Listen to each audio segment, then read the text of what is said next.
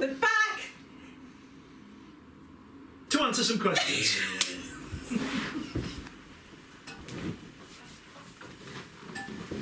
Hello. Hello. We're back. It's February. It's our first video of the year, and as you can see, we're not at the allotment. We're in our house. You're not supposed to see that.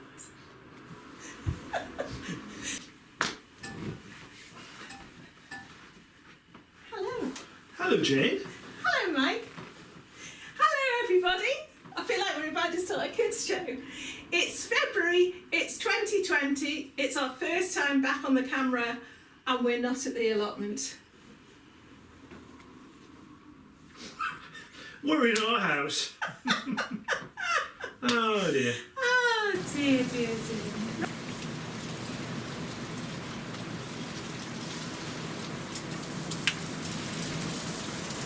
Well,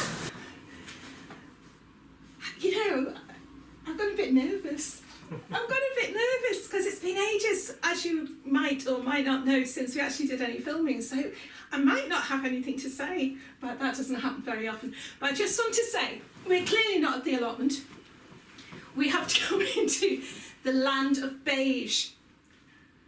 We're getting to that age. Apart from Mikey's grey, but I still count that as beige. It's just one of those neutral colours that comes to us all in time.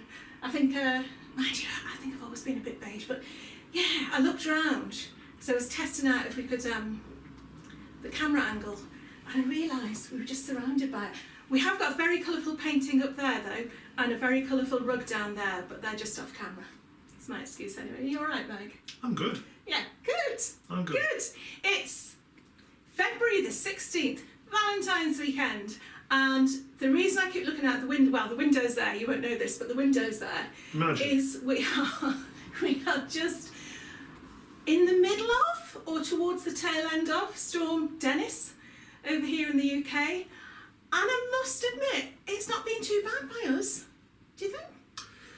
Yeah, it has been pretty bad. Yeah, Mike's the one who's been out with the dog. I've been out for a walk with the dog this morning, and the River Trent is flooded, and I think there's flooding all over North Wales. Yeah. So it has been fairly bad. Not by us though. Well, we're in Staffordshire, we're away from North Wales. Yeah. We're sort of like, North Wales is one side, and then all the badly flooded places up in Yorkshire are over there, and we're in the middle.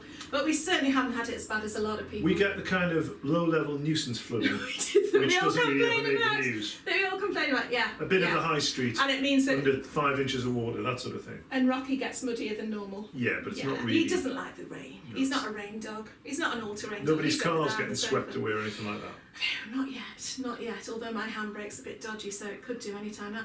But anyway, one of the reasons I mention that is just to explain that we might suddenly be bleached by a huge beam of light, because it's been ever so odd, hasn't it? 1 minute it's as black can be, and thudding it down is probably a better analogy than that. You can think of one. With wazzing it down. That's not nice. Peeing it down. No! Thundering down with hailstones. It's thundering down with hailstones. It was thundering before. I'm doing this now. You can see it's an element of...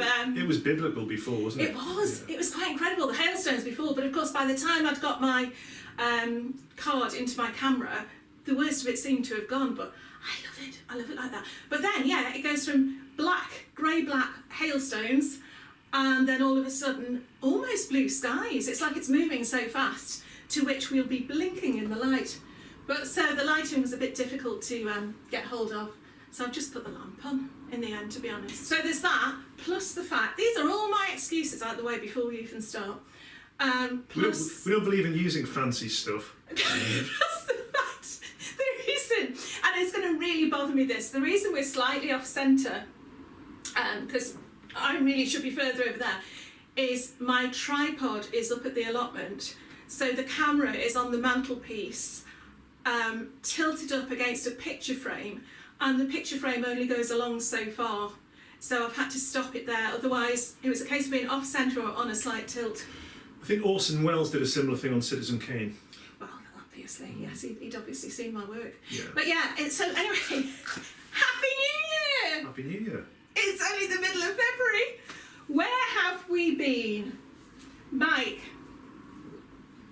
Well, I think where we haven't been really is more, pertinent. That's really. probably a lot and I think quicker. the place we haven't been is the allotment. Yeah. Yeah. And why is that? Oh, is that back at me? Yeah, I mean, without going too much into the personal side of things. Yeah, I think I mentioned on my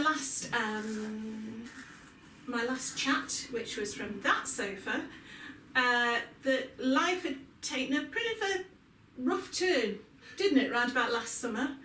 And whereas we're both okay, we're fitting well, others weren't, and really it took us away from something we loved doing. It was, it was a case of needs must. We had to be with family and friends, and that continued really, didn't it? Really till about October, November time. Fortunately, things have evened out a little bit. I wouldn't say everything's better, but things have settled to an extent that we're now getting on with things again. But by then, you're in the depths of winter, and we're not year-round gardeners, are we?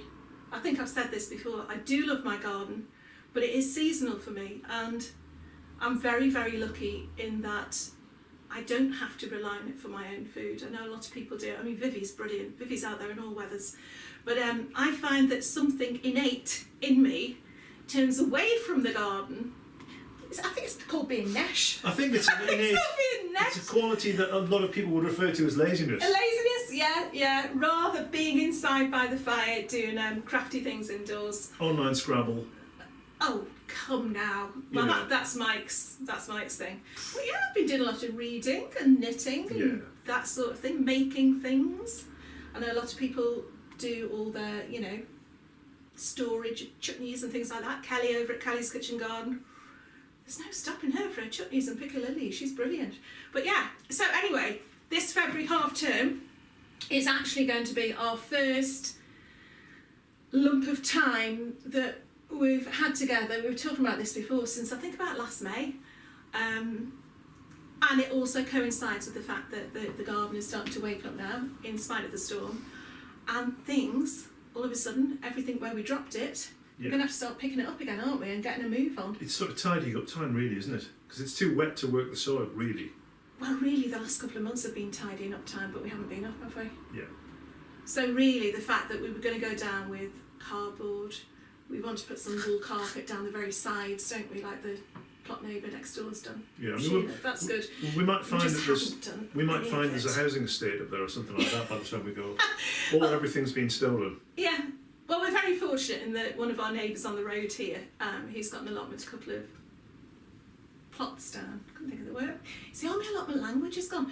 A couple of plots down from us, and he's sort of keeping us in the loop in that, our plot's still there. That's as much as we know. But yeah, so this week, hopefully... Touch wood. We're going to get up there. We're going to get up there. And do some things, What should we do? Oh, we can't tell you what we've got to do first. Oh, can't we? No. Because there's an elephant in the shed.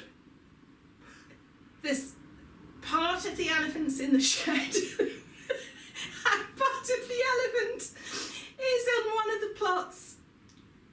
Let's say this elephant's skeleton is on one of the plots, and the elephant's skin is in the shed. Anyway, it makes for quite difficult filming. And the elephant is a polytunnel. Which we've got to put up. Is that wrong? I think we've gotten rid of the elephant in the room now. I said! Don't mention the polytunnel. Don't mention the polytunnel. Spoiler alert. Go on then. We were given a polytunnel by a very nice company called First Polytunnels, and we started putting it up, and then the weather got too bad and family issues got in the way, so we've got to finish that off and then show the finishing off of that as a surprise, in detail. As a surprise, it was going to be a video of guess what we've got, and then a sort of lovely sped up version of us putting the tunnel up with the help of friends. And that was going to be our surprise, so that's the ruined. Don't work with children or Mike. Honestly, Rocky wouldn't have said a thing. But so anyway, we were granted a really nice polytunnel actually from First Polytunnels. You know what? I had the First Polytunnel stuff up here and I've moved it off camera just so nobody would clock on to what it was. Although someone did guess. Someone did say on one of the last videos, does it rhyme with Sally Gunnell? Which I thought was quite good. It does. So I think the cat was out the bag, the elephant has now left the building. But yeah, so okay, that's that then. So we've got that, and that's really exciting actually this year. How big is it? 10 by? 10 by 15. 15, yeah. I mean, we're lucky because we've got the greenhouses anyway. But what we did find last year is that the greenhouse that's got the grapevine in, that's the double greenhouse. We grew quite a few tomatoes in there and cucumbers. They all did really well. But I've got to say, the light wasn't at its best, was it? Because once the grapes were fully developed, I mean, they can throw out their shoots and leaves, and it actually made the covering quite dark, didn't it? So there's quite a canopy in there. So I think we'll save that just for one or two things and concentrate on the grapes, really. So ideally, the polytunnel will be stuffed full of tomatoes because you can never have enough. We ran out of our tomato sauce in about November. And chilies? Chilies, we didn't do too well with chilies this year.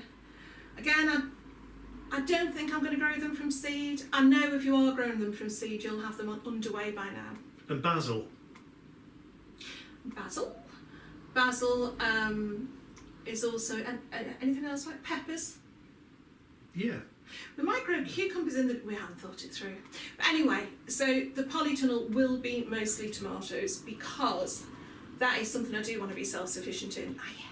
I've said it on so many videos and to so many people, I'd rather not buy tomatoes from the supermarket than have the really horrible ones, tasteless ones that it ruins you. Growing your own tomatoes ruins you, doesn't it, for taste?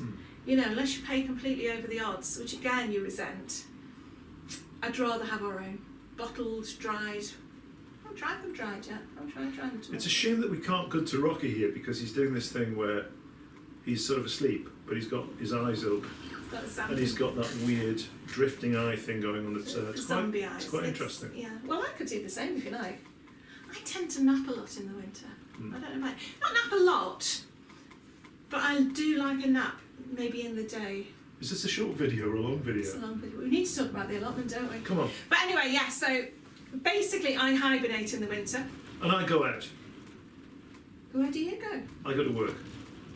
Well, I go to work as well. And then I come back. At a much lesser. But when I go out, and when I come back, it's dark. Yeah, so what do you do then? Play online Scrabble? Yeah. Mike has said you are going to get back into drawing and painting and everything again. Started, yeah. Yeah, you have, which is nice. Which is nice. But then again, you see, they're sort of winter jobs, aren't they? Because now it's getting lighter. You sort of, any spare time now is going to be gardening based, isn't it, really? Yeah. Unless it's bad weather like today. Anyway, right, so the allotment this year, we asked, that's my phone going off now, as if by cue, we asked on, hold on, I need to hold the phone. Okay. We asked on the Facebook page, thank you so much for all of you who contribute on that, you know. That's been really lovely, you know, and that's been a way to keep in touch with the odd thing I have been doing over the last few months. Sorry, I've just got a message. Might have to cut that bit.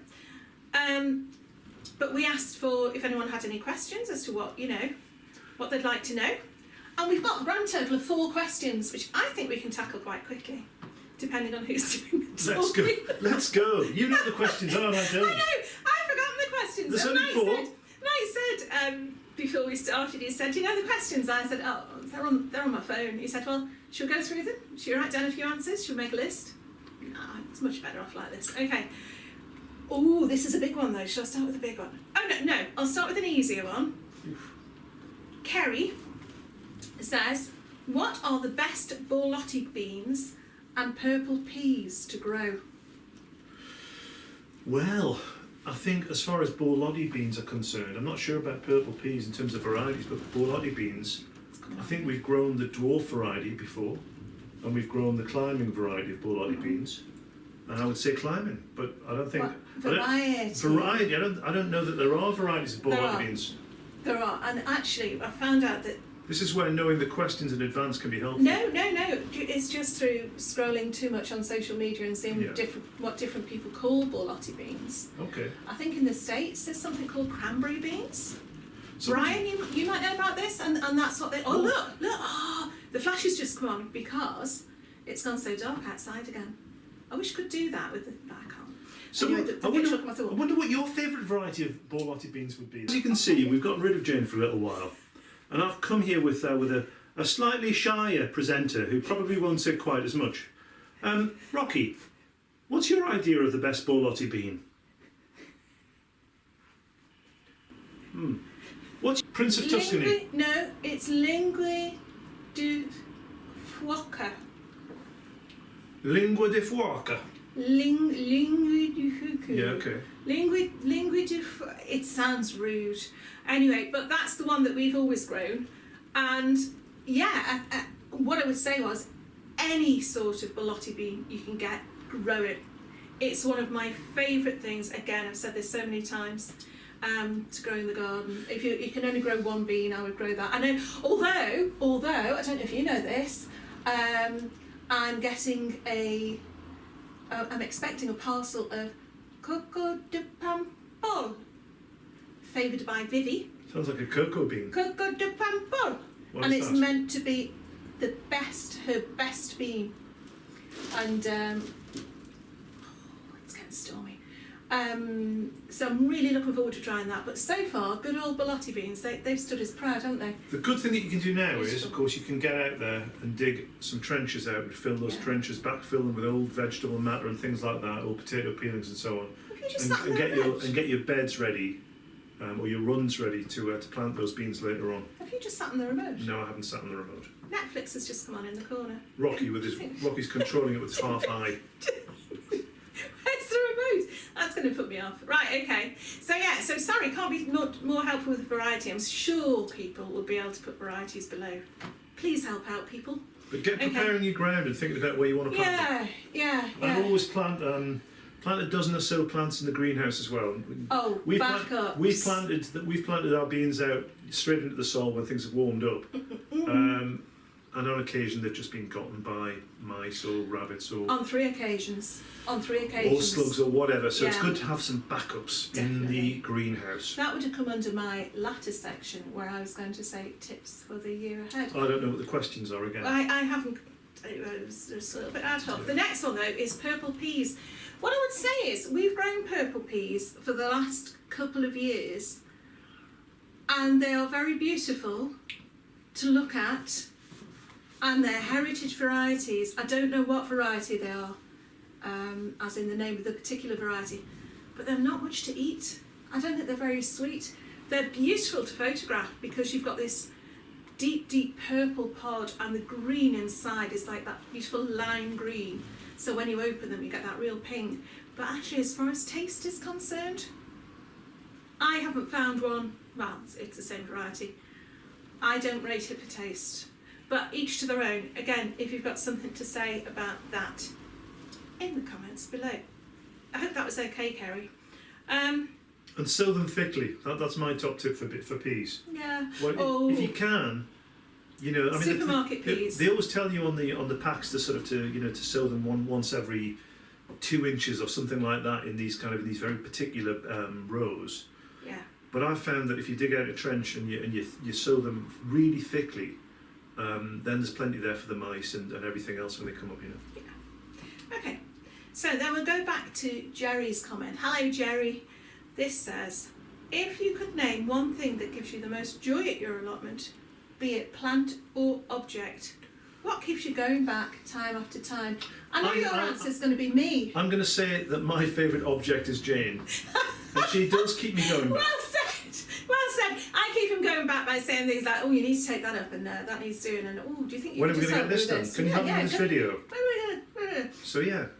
I don't think that was the question she was asking me. My favourite, I think my favourite object is going to be my top shed. So we've got 2 sheds down there, and the second of which we haven't really bothered with too much, but it's a great big old shed. I think I'm really keen to to renovate that and use some old pallets on it and whatever, and make it into a little bit of a potting shed / studio for artwork.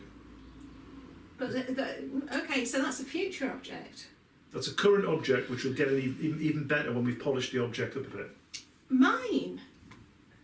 My favourite part of it is very abstract, really. It's that feeling of, not even when you get to the gate to the allotment, but when you get to the top of the lane to walk down the allotment. It's quite a long lane. You might have seen it on some of the videos. All of a sudden it's like the whole atmosphere changes and you're walking further away from the road. It's only a narrow road going up to it anyway, isn't it? And all of a sudden you hear the birds and you become, I think by the time you get down to the allotment itself and open the door, you've become, thank you, completely tuned in to your surroundings. And it's almost, this sounds too ridiculous, but it's almost transformative, that walking down that lane, by the time you get to the allotment, you're in a completely different place in your head.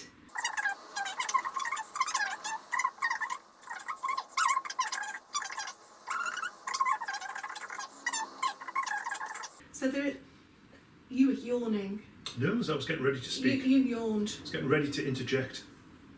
Okay, so sorry it's not like a particular tree, although I do love that big tree, although we've got to chop that this year. We've got to get heavy pruned on that. I'm looking forward to see what happens to the little central, russet apple tree that we have, which Jane chopped about a third of it off. Mercilessly. 2 years. No, 2 years.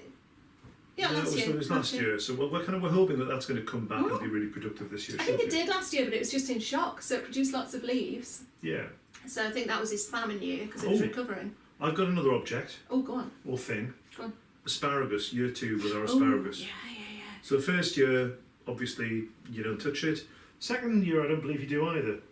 No, it's the third year. But we're hoping to see it come back. We're hoping to see it come back and be really vigorous. That'll be exciting. To be honest, I think we've completely missed the point of Jerry's question, which was, what keeps you going back? You know, what drives you? And you said an old shed, and I just said. I think it's about, as Jane said, if there's an overarching thing, it's about being in the environment, isn't it? It's about getting a bit of exercise for free in a way, feeling like you're doing something worthwhile, and getting something back from it. You know. It's that satisfaction. It's like a gym with things at the end of it. Oh, shush now. Right, okay, that's not really what. Gym for old people and young people. In beige. Yeah. Dawn Woodcock says, will you plan on doing row covers this year? I know last year you had issues with pests of all sorts. We did, Dawn, we did. And I think a lot of that was due to us having been spoilt at the previous allotment, in that the soil was so rich and so beautiful. It almost had its own immune system. It was that resourced, wasn't it? So when we went up to this one, the soil was a lot poorer and it has needed building up quite a lot. So the pests just in there as soon as they got anything. I mean, not just greenfly, but mice, pigeons. Everything. Pigeons are a big one because we've got some big trees sort of at the top end of the plot, haven't we? Okay, well, we're completely thrown now because our card registered as full, just as Mike was in full flow about his pigeons. So we were actually, if we've moved slightly, it's because we've had to rebalance everything. And now Rocky is whining. But Mike, you were telling us about the pigeons and what a problem they can be. So they basically ate all of my really lovely looking Cavolo Nero, which made an amazing start, and some kale, which had made a fantastic start. Left it for around about 2 weeks, end of August, beginning of September. Went back to the plot, practically all gone. Yeah. So I think we've definitely got to use Enviromesh over the top of hoops. But any sort of physical barrier, really. Any physical barrier, but got to be obviously small enough in terms of the gauge of the netting to keep the beasties out. Keep the beasties out, but yeah, you've always got to be careful with bird netting though, haven't you? That you're not going to trap birds inside. I mean, there was a pigeon inside the cauliflowers on the last year, and I don't know how long it had been there, but I hate the idea of them getting trapped and having to flap and try and get out. So if you have got netting, make sure it's really tight, make sure it's the right gauge, but also make sure you check it, you know, if you can every day.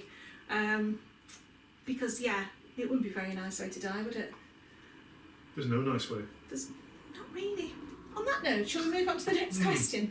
Okay, next question. So, okay, Dawn, yes, we will be using a lot more physical barriers next year. Emma Taylor. Emma's the one from Bridport. Right. Lovely place, never been, would love to go. I'm a first-time allotmenteer and it's all going well, but I feel overwhelmed by how to plan for succession planting. Last year I got carried away and sowed too many seeds one month, but not enough another. Do you have a top tip for a smooth sowing plan? Grateful thanks, Emma from Dorset. No, I don't. I mean, my tip. We're not brilliant at that. We're not brilliant at that, but we're better than we were. My tip would be to have a plan, follow a plan, pop it up somewhere inside a shed so you can look at it every day when you go up there, and try your best to stick to it. And when things like, for example, your first crop of peas is really running down, just get them out as quickly as you possibly can and get the next lot in.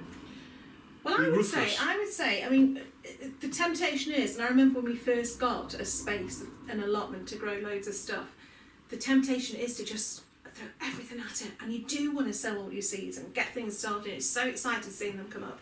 But I think one thing I've definitely learned is, do limit yourself. If it's things like tomatoes, try to resist sowing them all at once, if you like. Or sowing them too early, that's what I mean there. Because there's nothing worse than sowing them sort of right now, and you've got to wait forever before you can plant them out, because it could be mid-May, depending where you are, where you can plant them outside, by which time they've gone really leggy and past their best. You may as well have just sown them a bit later and had a shorter, stockier plant. But things like, as far as successional planting... Lettuce. Things like...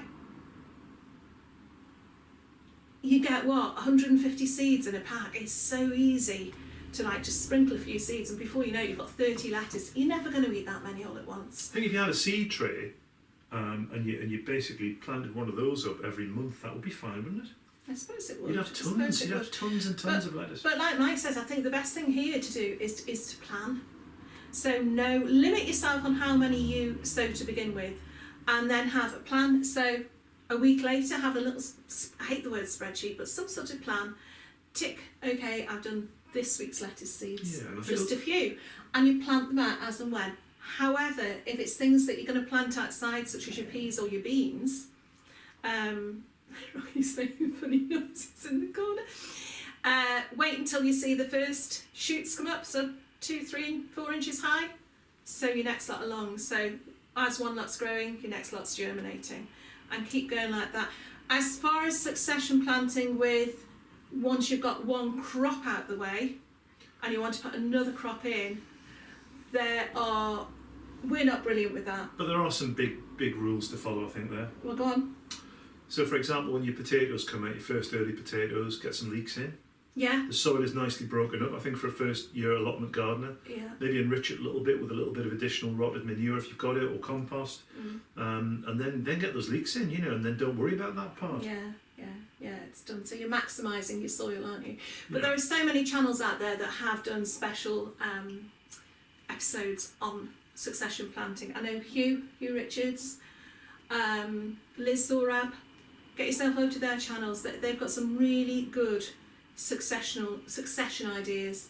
Again, I think because we're spoilt for space, we tend not to use it as much as we should, because we've always got somewhere else. Whereas when we had a smaller allotment, we made sure we made the most of every single inch. Grew things between other crops, didn't we? Things like intercropping, that. Lots of intercropping, interplanting. So that's 4 very vague answers to 4 very eloquent questions. So please, if you've got any better answers than us, and I'm sure you're shouting them at the screen, comments below. That'd be good. So Mike, what else are we going to do today? We today are going to probably do our own thing a little bit, aren't we? Are we? I want to do some drawing. Yeah. I'm going to do some drawing. I'm going to draw some caricature. I've gotten back into drawing caricature after a layoff of several years. Many years. So I'm going to do a little bit of that.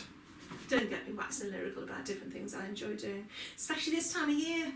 I'm in that 1 foot in all the crafty stuff, 1 foot in the very, very muddy garden, and soon, I reckon it'll take me a week a week or two, I'll be fully in the garden again and fully immersed. I'm a complete flake when it comes to that, really. Complete flake. But I'm honest about it, you know? I'm honest. Should we watch Toy Story later? Let's watch Toy Story now. Just looking at the weather, I think we might watch Toy Story as well. I might put a little bit of it on before. And I said, what are you putting that on for? It's really good. First 5 minutes, I'm nearly in tears. So, yeah. I'm waffling on now, Mike. I might have to cut all this. Is that probably a good idea? That'd be best. I think we need to go. Okay, it's lovely to it's been lovely to catch up. Hopefully we've caught you up with a few of the things that we've been doing. And hopefully next time we will be at the allotment. You'll see the elephant that has been released. The Polytunnel. Unwittingly. Yeah. And yeah, we'll be able to show you what it's like to actually start an allotment. Physically do some things. And physically do some things when it hasn't been touched for several months. I know there's lots of you out there who keep on top of it, and I envy you, but I do not emulate you. Yeah. I wish I could. I'm going We're going to cut this again. Why can't we just finish? Why can't we just end? Why can't we just end somewhere? Why can't we? We could just You end. like you always have these long pregnant pauses, you know. I'm a bit lost. I can't remember what we said before. We're not going to use this part. Well, clearly not. No. So anyway, without further ado, goodbye. Lovely to see you all. I will see you all very soon. Okay, bye for now. Goodbye. Bye. It's a lovely day.